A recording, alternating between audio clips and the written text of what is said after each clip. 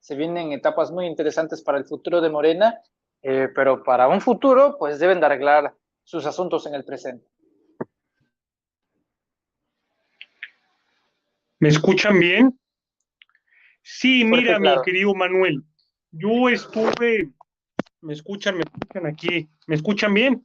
Sí, Yo perfecto. estuve en el evento del Auditorio Nacional y lo que te puedo decir de ese evento, que mucho de lo que no me gustó es que había 3,000 personas para un auditorio en el que caben 10,000, 3,000 personas para un auditorio en el que entran 10,000, que fue un evento en el que hubo muy buenas participaciones como la del Fisgón.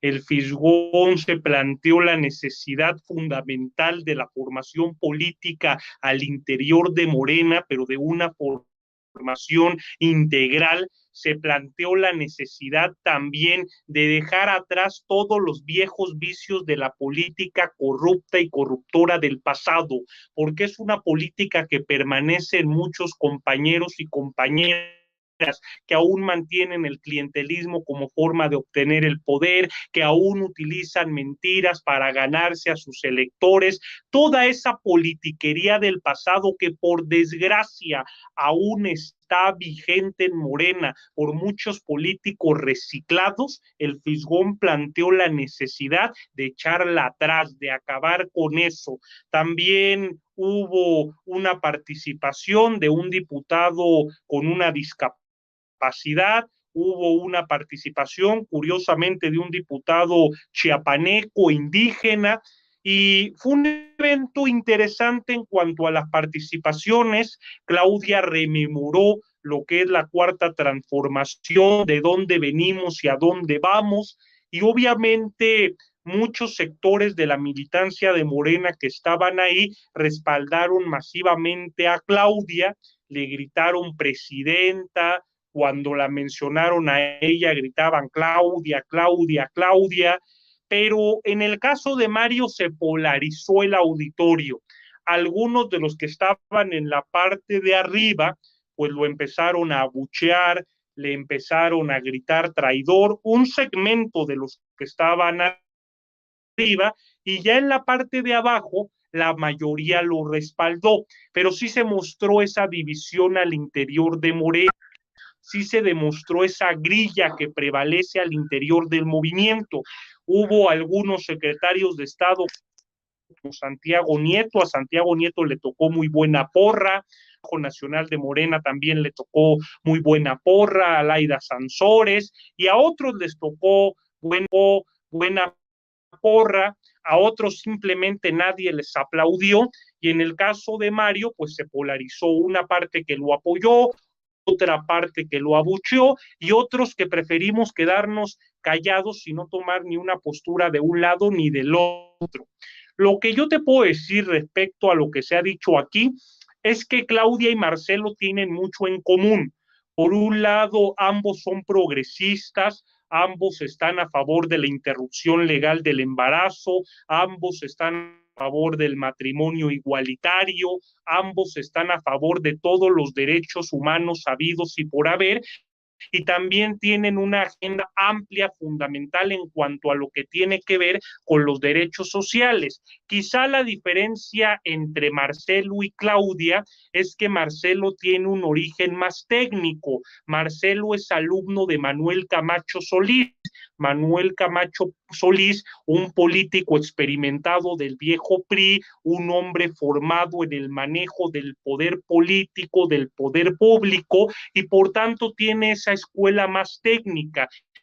Y Claudia se formó en los grandes movimientos sociales de la Ciudad de México. Ella fue parte del movimiento del CEU. El CEU fue un movimiento que se origina en 1987 en la UNAM para defender a la universidad, para evitar que la universidad se entregara, se privatizara, y para sacar a todos los porros, a todos los zampones, a todos los halcones de la UNAM que están y han estado históricamente al servicio del PRI. Entonces, Claudia tiene más una trayectoria originaria en los movimientos sociales, y Marcelo, hay que decirlo, pues tiene una trayectoria en el sistema. Marcelo nace en el sistema. cuando Manuel Camacho Solís fue regente en la Ciudad de México, porque antes en la Ciudad de México no se podía votar por jefe de gobierno. Antes la Ciudad de México era una dependencia al servicio del gobierno federal. Entonces Carlos Salinas de Gortari pone como regente de la ciudad a Manuel Camacho Solís y Marcelo fue secretario de gobierno de Manuel Camacho. Ahí se origina políticamente Marcelo, un hombre preparado, un hombre conocedor, un hombre muy eficiente, un hombre que sabe cómo funciona el manejo del poder, pero con un origen político que a muchos de los sectores de la izquierda, de los movimientos sociales, de las mujeres y hombres libres que consideramos que tenemos que cambiar con este sistema de raíz, pues a muchos no les agrada. No se puede dudar de la eficiencia de Marcelo, pero sí, es un perfil más técnico y un perfil que nace en las entrañas del Estado mexicano. Claudia no, Claudia nace en los movimientos sociales y en los movimientos estudiantiles. Yo creo que todo puede pasar, pero considero que es incorrecto que a estas alturas del partido estemos hablando de la elección del 2024.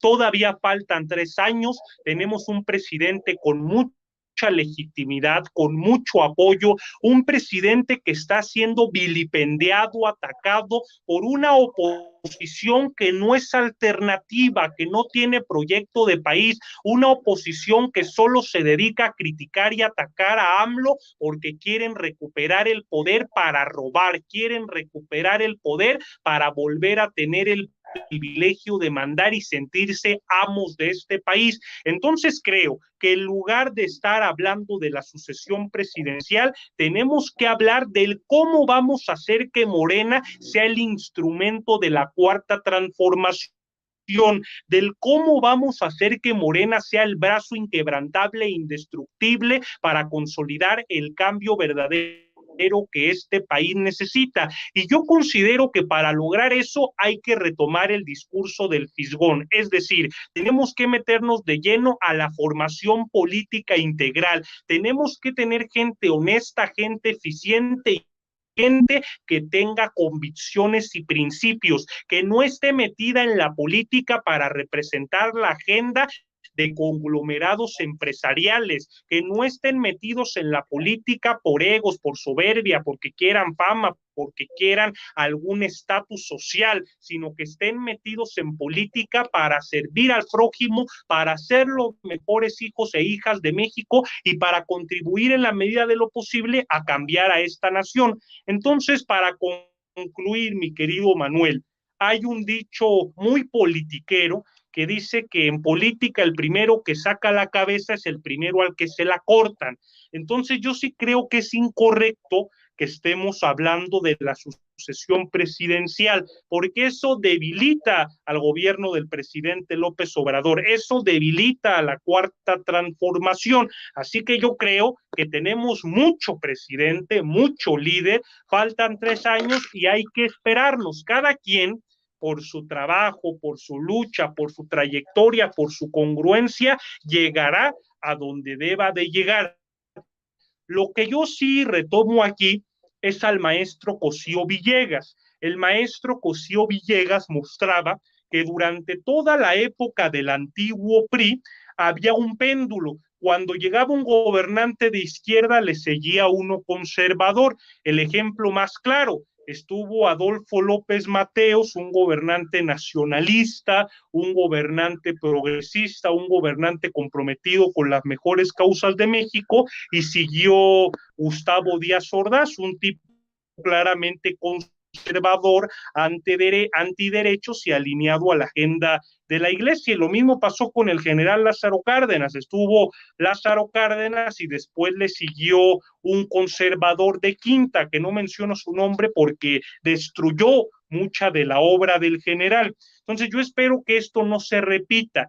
Yo espero que no pasemos de un presidente progresista, de un presidente nacionalista, a un presidente con una agenda alineada a los intereses del extranjero, al los intereses globales, porque no es malo tener una visión global, pero lo primero debe ser México, lo primero debe ser lograr un país soberano, un país que tenga capacidad productiva, un país que no dependa de nadie, un país que producto de la imaginación, el talento de su pueblo pueda darle valor agregado a sus propias materias primas. Entonces yo creo que en lugar de que retrocedamos con el próximo presidenta o presidente, debemos avanzar en el combate a la corrupción, debemos avanzar en la moralización de la vida pública de México y debemos avanzar con una agenda nacionalista, porque si no, la obra del presidente López Obrador se va a caer. Así le pasó